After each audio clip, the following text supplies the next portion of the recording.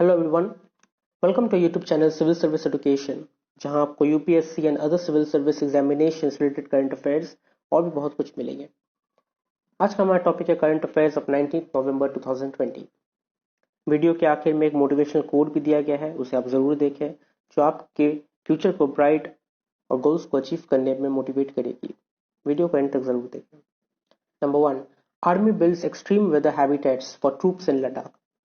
As India and China continue deliberations on a proposed disengagement and de-escalation plan to end the standoff in eastern Ladakh, the army has completed building extreme weather habitat for thousands of additional troops to remain deployed through the harsh winter.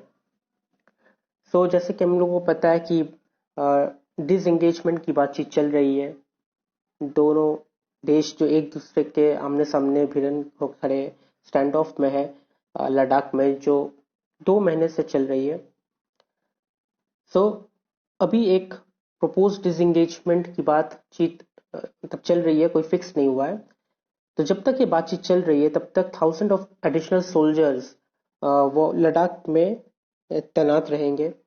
और इस भारी ठंड में, जो इतनी ठंड है वहां पे, इतनी ठंड में भी वो लोग वहां पे तैनात रहेंगे। तो उसके लिए गवर्नमेंट ने वहां पे एक एक्सट्रीम विंटर वेदर हैबिटेट तैयार किया है, जो एक घर की तरह है, और उसमें आपकी हीटिंग फैसिलिटीज होगी, इलेक्ट्रिसिटी, वाटर फैसिलिटीज, हर चीज वहां पे, हर सुविधाएं रहेगी। एडिशनल ट्रूप्स के लिए वो बिल्ड किया गया है जब तक ये डिसएंगेजमेंट दोनों देशों के बीच में प्रपोज नहीं होता। In order to ensure the operational efficiency of the troops deployed in winters, the Army has completed the establishment of habitat facilities for all the troops deployed in the sector. So, वो sector में जितने भी soldiers हैं, जितने भी troops हैं, सबके लिए हैबिटेट फैसिलिटीज तैयार की गई है आर्मी की तरफ से। और apart from the smart camps with integrated facilities which was been built over the years, additional state-of-the-art habitat with integrated arrangement of electricity, water, heating facilities, health and hygiene have been recently created. So recently, जो पिछले कुछ सालों से smart camps तैयार की गई थी integrated facilities के साथ, उसमें रिसेंटली ऐड की गई है electricity, water, heating facilities, health and hygiene को भी ऐड किया गया है। Next point. Vaccine trials showed 95% success, Pfizer. Pfizer Incorporation said on Wednesday that final result from the last stage trial of its COVID-19 vaccine show it was 95% effective, adding it had the required 2 months of safety data and would apply for emergency US authorization within days. So Pfizer Incorporation का कहना है कि जो trial हुआ है, last stage trial हुआ है, जिसके बाद फाइनल रिजल्ट आया है, इससे देखा गया है कि कोविड-19 के अगेंस्ट ये वैक्सीन 95% इफेक्टिव है। लास्ट डे हम लोगों ने ये देखा था कि मॉडर्ना जो यूएस बेस्ड कंपनी है, उनका भी वैक्सीन रिजल्ट आया है, और उनका रिजल्ट कह रहा था कि 94% इफेक्टिवनेस, और आज फाइजर ने अपना फाइनल रिजल्ट दिखाया जो है 95% effective. The drug maker said efficacy of the vaccine developed with German partner BioNTech SE was consistent across age and ethnicity demographics, and that there were no major side effects, a sign that the immunization could be employed broadly around the world. So उनका ये भी कहना है, Pfizer का ये भी कहना है कि ये हर एक एज ग्रुप के लिए अच्छी साबित हुई है, और इसमें कोई भी बाधा नहीं आई है, कोई साइड इफेक्ट नहीं है, और ये चीज पूरे वर्ल्ड में ब्रॉडली एम्प्लॉयड की जा सकती है। Efficacy in adults over 65 years who are at particular risk from the virus was over 94%. So 65 years के ऊपर एडल्ट को सबसे ज्यादा रिस्क था ये कोविड-19 का, और उनके ऊपर जब टेस्ट किया गया ये वैक्सीन, तो देखा गया कि उन पे 94% इफेक्टिवनेस है। Next point, finance panel for PPPs on health infra. The 15th Finance Commission has mooted a greater role for public-private partnership to ramp up the health infrastructure and scale up public spending on health from 0.95% of GDP to 2.5% by 2024, its chairperson N.K. Singh said on Wednesday. So, सबसे पहले जो heading है यहाँ पे finance panel for PPPs on health infra. बहुत कोई infra में doubt कर जाते हैं, उनको ये नहीं पता था कि इंफ्रा क्या है. Infra is short form of infrastructure. Infrastructure है एक सिस्टम तैयार करना. हेल्थ इंफ्रास्ट्रक्चर में एक हेल्थ सिस्टम. सो इंफ्रास्ट्रक्चर को शॉर्ट फॉर्म में आप इंफ्रा भी कह सकते हैं. इंफ्रा. सो यहाँ पे 15 फाइनेंस कमीशन ने ये रोल प्ले किया है कि पब्लिक प्राइवेट पार्टनरशिप को एक ग्रेटर रोल दिया जाएगा हेल्थ इंफ्रास्ट्रक्चर को ऊपर उठाने के लिए और राइज कराने के लिए. पब्लिक प्राइवेट पार्टनरशिप को एक ग्रेटर रोल दिया जाएगा जो स्पेंड करेगी हेल्थ सिस्टम में. जीडीपी के 0.95 जो स्पेंड किया गया था वो 2.5% तक स्पेंड की जाएगी. सो 0.95 से लेकर 2.5% जीडीपी तक हेल्थ सेक्टर को हेल्थ इंफ्रास्ट्रक्चर के लिए स्पेंड किया जाएगा 2024 तक. और ये N K Singh chairperson of 15 finance commission का कहना है. While public outlays should focus on primary health care at the panchayat and municipality level, private players should be relied on for specialty health care, he said, hinting that Commission has recommended steps to fix the skewed availability of healthcare across India, as poorer states have the worst facilities. तो उनका ये कहना है कि जो public outlays है,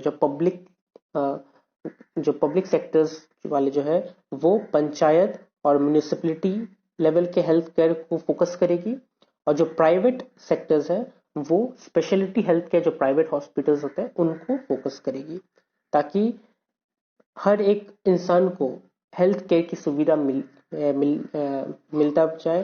और ये स्पेशली पुअर स्टेट्स के लिए की गई है क्योंकि वहां की फैसिलिटीज बहुत ज्यादा खराब है. Next point, ICMR against indiscriminate use of plasma therapy.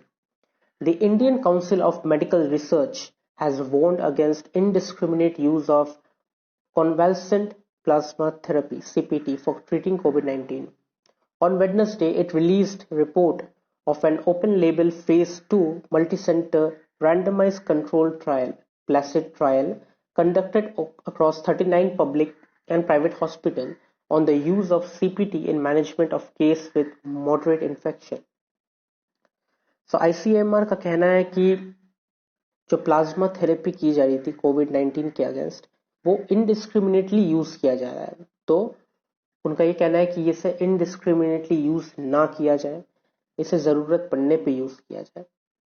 और जो प्लेसिड ट्रायल किया गया 39 पब्लिक एंड प्राइवेट हॉस्पिटल में जो सीपीटी यूज करते थे, जो मॉडरेट इन्फेक्शन के लिए, जो मॉडरेट इन्फेक्शन केसेस होती थी उसके लिए सीपीटी यूज करते थे.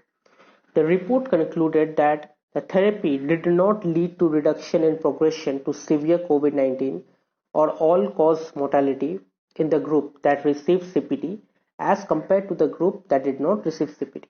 So ये देखा गया है कि जिसका मॉडरेट कोविड-19 इन्फेक्शन था उनको सीपीटी जब दिया गया तो सीपीटी देने के बाद ये रिजल्ट आया कि उनका जो मॉडरेट से सिवियर, जो अच्छे से खराब में जाने का जो ट्रांजिशन होता है इन्फेक्शन का, उसका कोई रिडक्शन नहीं देखा गया सीपीटी होने के बावजूद. अगर उस पेशेंट के साथ कंपेयर किया जाए जिसके ऊपर सीपीटी नहीं किया गया है तो दोनों का ऑलमोस्ट सेम है, कोई चेंजेस नहीं दिखाई दिया. So that's why Indian council of medical research का कहना है कि वो प्लाज्मा थेरेपी के अगेंस्ट, इनडिस्क्रिमिनेट यूज के अगेंस्ट है, उसे इनडिस्क्रिमिनेटली यूज ना किया जाए.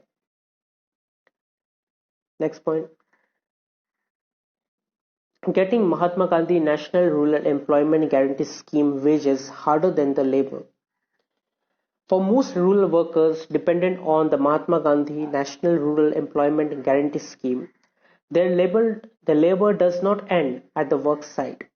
According to the study by Liptech India, released on Wednesday, many of them are forced to make multiple trips to the bank, adding traveling cost, add income losses, and face repeated rejection of payment, biometric errors, and wrong information just to get their hands on their wages. So, जो hard working जो rural workers हैं उनको वो लोग depend रहते हैं Mahatma Gandhi National Rural Employment Guarantee Scheme इसमें इससे जो पैसे मिलते हैं उनको वीकली या मंथली ये रूरल वर्कर्स उस पर डिपेंड होकर रहते हैं लेकिन ये देखा जा रहा है कि उनका काम उनका लेबर सिर्फ वर्क साइट पे नहीं है काम करने के जगह पे ही उनकी एनर्जी लॉस नहीं होती बल्कि बैंक में आना जाना करने से भी उनकी एनर्जी लॉस होती है इवन बहुत कुछ लॉस होता है ये पैसे अगर वो लेने जाते हैं तो उनका खर्चा 30% उनका वैसे ही खर्चा हो जाता है बिकॉज फर्स्ट ऑफ ऑल उन्हें मल्टीपल ट्रिप करना पड़ता है बैंक में एक बार जाके उन्हें पैसे नहीं मिलते उन्हें बैंक में मल्टीपल ट्रिप करना पड़ता है ऊपर से बैंक में जाके उन्हें बहुत देर तक बैठे रहना पड़ता है जो उनकी वर्किंग वेज को अफेक्ट करती है वो टाइम जो वहां पे लॉस हो रहा है वो टाइम वो वर्क करके कमा सकते थे लेकिन वो वहां पे बैंक में जाके उन्हें बैठे रहना पड़ता है पैसे के इंतजार में और एंड में उनको रिजेक्शन फेस करना पड़ता है कि आज बैंक में पेमेंट नहीं आया या फिर कोई बायोमेट्रिक एरर्स है या आपका इंफॉर्मेशन रॉन्ग है ऐसे बहुत सी प्रॉब्लम्स उन्हें फेस करनी पड़ती है and above that travelling cost आने जाने का ट्रैवल कॉस्ट भी उनको देना पड़ता है तो अगर कोई एक एग्जाम्पल ली जाए तो एक वर्कर को ले ले झारखंड से जो पूरे वीक बहुत हार्ड वर्क करती है और उनको 1026 रुपीज मिलता है गवर्नमेंट की तरफ से उनके बैंक अकाउंट में डायरेक्टली जमा हो जाता है The study found that almost 40% of workers must make multiple trips to bank branch to withdraw the money. और ये स्टडी से देखा गया है कि 40% वर्कर्स को बैंक में दो बार जाना पड़ता है इवन 2 से ज्यादा बार जाना पड़ता है अपने मनी निकालने के लिए विड्रॉ करने के लिए it cost an average of 53 rupees a trip and as the branch is usually at block headquarters a significant distance from her home village. तो देखा जाए तो जो विलेज से बैंक बहुत ज्यादा डिस्टेंस में है और उन्हें जाने में 53 rupees estimated cost average cost लगता है 53 रुपीज का and the time spent at the bank is 3 to 4 hours और बैंक में जाके उन्हें 3-4 घंटे बैठे रहना पड़ता है इंतजार करना पड़ता है a worker will also lose the day's wages while she attempts to withdraw her money. तो उस दिन का जो काम है या फिर 2 दिन 3 दिन जो बैंक में जा रहे हैं तो 2-3 दिन को 4 घंटे जो लॉस हो रहे हैं उसमें वो वेजेस कमा सकते थे डेली वेजेस लेकिन वो भी नहीं कमा पाते उसके ऊपर अगर 2 वे का ट्रिप देखा जाए तो 100 रुपीज ट्रिप में ही खर्चे हो जाते हैं ट्रैवल में ही खर्चे हो जाते हैं और ऊपर से जो वेज लॉस्ट हो रहा है उसको अगर पकड़ा जाए तो 342 रुपीज का डेली वेज लॉस्ट हो रहा है उसके ऊपर 25 रुपीज का फूड पकड़ ले क्योंकि इंसान भूखा नहीं रह सकता so the worker is spending 392 rupees effectively shelling out third of her weekly wage just to withdraw it. So अपना 1000 रुपीज उठाने के लिए वो 400 रुपए तो वैसे ही खर्च कर दे रही है तो what is the point of giving them money if they have to hassle so much?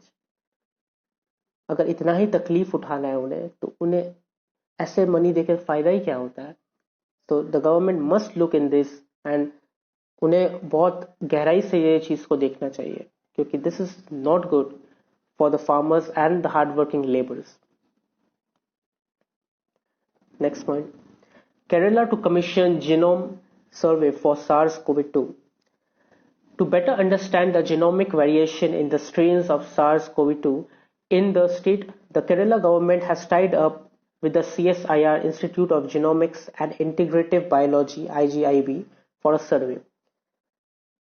तो सार्स कोविड 2 को बेटर अंडरस्टैंड करने के लिए केरला गवर्नमेंट ने institute of genomics and integrative biology को बुलाया है टाइड अप किया है और उन्हें सर्वे करने के लिए कहा है जो जेनोमिक वेरिएशन के ऊपर सर्वे करेगी। जेनोमिक वेरिएशन मतलब है जो जेनेटिक्स से आता है कि एक इंसान से मिलता है तो कोविड फैल रहा है कि नहीं, और भी बहुत कुछ जेनेटिक्स प्रॉब्लम होते हैं।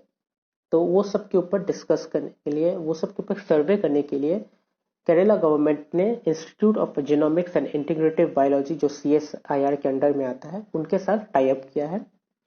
The study commission on November 11 will collect 100 samples from 14 districts every month for 3 months. 3 महीने तक हर मंथ 14 डिस्ट्रिक्ट से 100 सैंपल्स कलेक्ट की जाएगी और उसके ऊपर टेस्ट की जाएगी, सर्वे की जाएगी।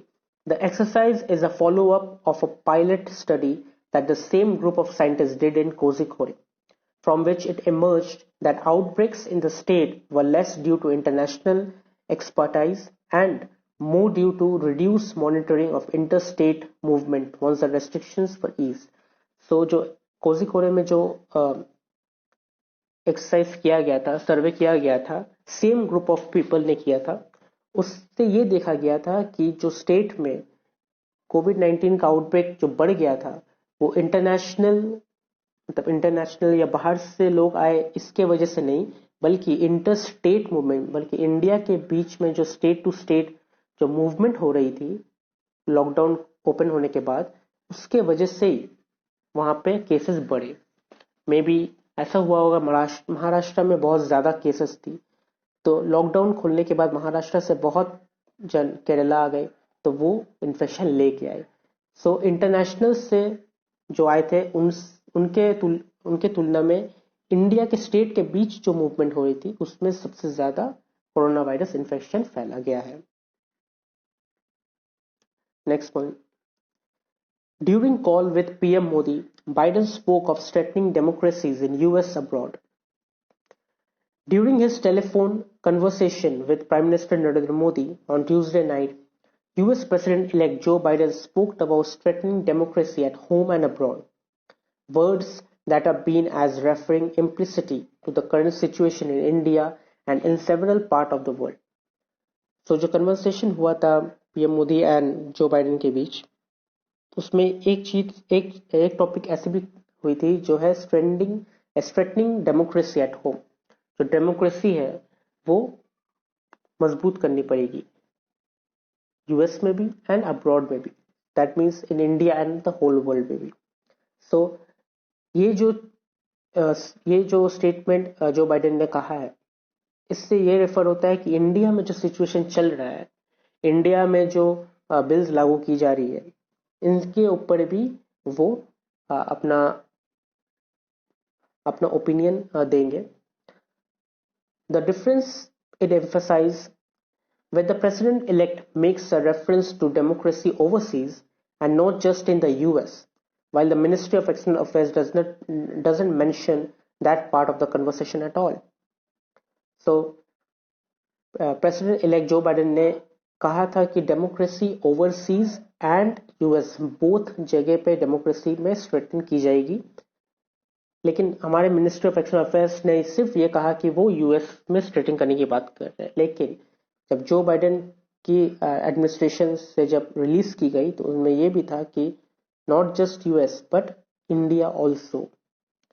सो ये जो मिनिस्ट्री ऑफ एक्सटर्नल अफेयर्स ने जो ये कन्वर्सेशन को क्लियरली नहीं बताई या छुपाई, इससे एक ही चीज अज्यूम किया जाता है कि बाइडेन का जो कैंपेन था वो एक ही वैल्यू के ऊपर था, वो है shared democratic values, fair and free election, equality under the law and the freedom of expression and religion. एक ही डेमोक्रेटिक वैल्यू था जो है सबको फ्री फेयर इलेक्शंस दी जाएगी, इक्वलिटी होगी, लॉ के अंडर सबको इक्वली देखा जाएगा, किसी को ऊपर नीचे नहीं, सबको इक्वली, एंड सबको बोलने का और रिलीजियन मानने का फ्रीडम दी जाएगा। During the campaign, Biden has expressed disappointment with the implementation of NRC in Assam and passage of CAA into law. So जो NRC आसाम में हुआ है और सिटीजनशिप एक्ट जो CAA बिल पास हुआ इंडिया में, इसके अगेंस्ट भी बाइडेन ने अपना डिसअपॉइंटमेंट एक्सप्रेस किया था कि ये सही नहीं किया गया है, क्योंकि इसमें माइनॉरिटीज को बहुत ज़्यादा नीचे दिखाया गया है और माइनॉरिटीज़ को कोई रिफॉर्म नहीं दिया गया है, कोई इट मीन्स ये माइनॉरिटीज़ के अगेंस्ट में किया गया है। सो अगर बाइडेन का कैंपेन देखा जाए तो ये लॉ के अंडर इक्वल नहीं है। सो जो उनका वाइस प्रेसिडेंट इलेक्ट है कमला हैरिस, उन्होंने कहा है कि we are watching and part of the values of who we are as a nation is we speak out about human rights abuses and when appropriate we intervene. तो उनका यही कहना है कि वो देख रही है और ये भी देख रही है कि ह्यूमन राइट को कैसे अब्यूज किया जा रहा है। सो अगर सबसे बहुत ज्यादा ये मामला हाथ से बढ़ गया और वो लोग पावर में रही तो उन्हें इंटरवेन करने से कोई नहीं रोक पाएगा। वो लोग अगर अप्रोप्रिएट लगा तो वो इंटरफियर करेगी और ये मैटर को रिजॉल्व करेगी। Next point, IMF foresees legacy scars from COVID-19 crisis. Despite the hopes of a COVID-19 vaccine emerging soon, the global economy remains at tenterhook as new cases are surging around the world. Geeta Gopinath, chief economist at the International Monetary Fund, said on Wednesday. IMF की chief economist का कहना है कि कोविड-19 vaccine बहुत जल्द आ रही है, लेकिन स्टिल ग्लोबल इकोनॉमी अभी भी लटकी हुई है क्योंकि पूरी दुनिया भर में और भी ज़्यादा केसेस बढ़ रही है। और जब केसेस बढ़ रही है तो it is to be said that economy ज़्यादा ऊपर नहीं जा पा रही है क्योंकि कभी लॉकडाउन खुल रही है तो कभी लॉकडाउन फिर से वापस लग जा रही है। तो observing that the world economy hadn't returned to pre-pandemic levels yet, despite to rebound in recent months, Ms. Gopinath said that the crisis triggered by the novel coronavirus was likely to scar future economic activity, as companies, governments, students, and the worst-hit sections of the workforce would have to cope with pandemic's legacies. तो उनका ये कहना है कि economy अभी भी pandemic के पहले जैसे थी वैसे नहीं आ रही है क्योंकि रिसेंट मंथ में रिबाउंड हुआ है, इकोनॉमी रिकवर होने के पाथ में आई है, लेकिन स्टिल पैंडेमिक के पहले जो इकोनॉमी थी वैसे नहीं हो पा रही है क्योंकि कोरोना वायरस एक स्कार छोड़ दिया है, एक दाग छोड़ के गया है और ये दाग को हटाने में बहुत टाइम भी लग सकता है और ये दाग फ्यूचर इकोनॉमिक्स, फ्यूचर कंपनीज जो आएगी, गवर्नमेंट, स्टूडेंट, सबके लिए एक लेगेसी बन के रह जाएगी। Next point, will return to nuclear deal if US sanctions are lifted. Iran will automatically return to its nuclear commitments if US President-elect Joe Biden lifts sanctions imposed over the past 2 years, its foreign minister said. Iran के foreign minister का कहना है कि अगर US president Joe Biden जो sanction उनके ऊपर दिया गया था न्यूक्लियर कमिटमेंट्स में, अगर वो सैंक्शन को जो बाइडेन ने लिफ्ट कर दिया, उठा दिया, तो ईरान ऑटोमेटिकली न्यूक्लियर कमिटमेंट में वापस आ जाएगी। Tehran's return to its commitments can be done automatically and needs no condition or even negotiation. So उनका कहना है कि ईरान का जो न्यूक्लियर कमिटमेंट था वो ऑटोमेटिकली आ जाएगा, उनको और कंडीशंस या फिर कोई नेगोशिएशंस करने की जरूरत नहीं है। Decades-old US-Iranian tensions escalated after US President Donald Trump unilaterally withdrew from the landmark nuclear agreement in 2018 and reimposed, then reinforced crippling sanctions. So ये टेंशन बहुत पहले से आ रही थी, लेकिन डोनाल्ड ट्रंप ने इस टेंशन को और भी ज्यादा लेवल पर लेके चले गया और वो लैंडमार्क न्यूक्लियर एग्रीमेंट से विड्रू कर लिया और उसमें रीइंफोर्स करके सैंक्शंस दे दी ताकि ईरान आगे ना बढ़ पाए। Next point, Who won the war over Karabakh? After 6 weeks of fierce fighting, Armenia and Azerbaijan agreed to end military operations in and around Nagorno-Karabakh in ceasefire brokered by Russian President Vladimir Putin. तो 6 week की fighting के बाद Armenia और Azerbaijan ने agreement की और वो military operations को एंड कर दिया नगोर्नो कराबाख रीजन के आसपास। और ये अग्रीमेंट व्लादिमीर पुतिन ने करवाया, रशियन प्रेसिडेंट, उन्होंने करवाया। Over 2,000 people, including combatants and civilians, are estimated to have been killed in the war. 2,000 से ज़्यादा people, soldiers मारे गए। Armenian leader Nikol Pashinyan has described the decision of to accept truce as painful.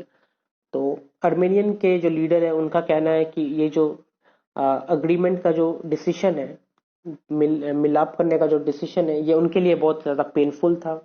और Azerbaijan president इल्हाम अलीयव, जिसको Turkey back कर रही है, उन्होंने अपने आप को विक्ट्री क्लेम कर लिया। उन्होंने कहा कि ये हमारी जीत है। तो Russia which has enforced the ceasefire seems to have reinforced its influence in the South Caucasus. Still, the conflict is not over yet. The war has altered the balance of power in favor of Azerbaijan. It stopped short of taking the entire Nagorno-Karabakh for now, but it doesn't mean that it won't go on for again. So ये जो conflict है ये अभी भी over नहीं हुई है, ये फिलहाल खत्म हुई है। ये वॉर को रोकने के लिए फिलहाल ये अग्रीमेंट की गई है, क्योंकि अजरबैजान का पावर बहुत ज़्यादा था, वो अर्मेनिया उसके सामने नहीं टिक पाती। सो नागोर्नो कराबाख रीजन को लेके ये जो अग्रीमेंट हुआ है ये सिर्फ शॉर्ट पीरियड ऑफ टाइम के लिए हुआ है। ये लोग एक दूसरे पे फिर से जाएंगे, फिर से अटैक होगी। The status of Nagorno Karabakh remains unsettled. तो नागोर्नो कराबाख का जो स्टेटस है ये अभी भी अनसेटल्ड है, ये अभी भी क्लियर नहीं है कि ये किसके अंडर में है। इसका मतलब यही होता है कि ये कन्फ्लिक्ट सिर्फ पोस्टपोन हुई है, रिजोल्व नहीं हुई। ये सिर्फ पोस्टपोन हुई है, मतलब बाद में फिर से ये कॉन्फ्लिक्ट हो सकती है।